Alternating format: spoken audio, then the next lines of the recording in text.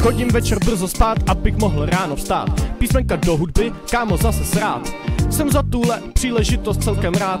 V téhle době nemůže být každý kamarád. Trošku storytelling, není to tak dávno, kdy hecoval mě kámoš, abych zkusil freestyle. Tak jsem zkusil freestyle a odpaloval bary z místa. A začala se psát moje nová cesta. Ale kdo by čekal, že mě to zavede sem, kdy žiju si svůj sen. Kurvit hudbu chebským rapem, moje poslání. Napíšu, nahraju, vydaný, ve sklepě produkovaný, na pětnách odpálených, ve stavech střízlivých, v dobách špatných, hejtu plných a lidí zákeřných, co cení a necení snahu ostatních, za zadama pomlouvají. Tyhle lidi pro mě nemají hodnotu validní, 5 hodin času, aby to bylo kvalitní, pro pár lidí, co to ocení. Není to tak lehký, jak si myslíš ty vole. Tohle není jako jezdit bez rukou na kole. Věc, co tě nenaučí ve škole. Tak nepiš negativní komentáře, kokote. Aha, tak nepiš negativní komentáře, kokote.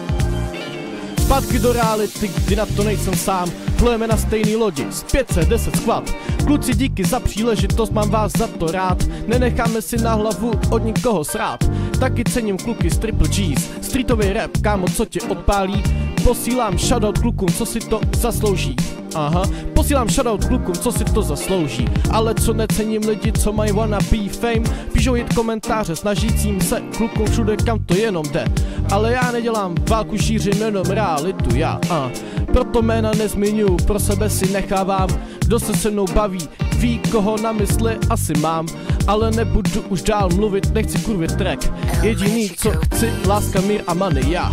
Takže doufám, že jsi zkušil tenhle old school track. Každý, kdo mě hejtoval, toho sežral fed.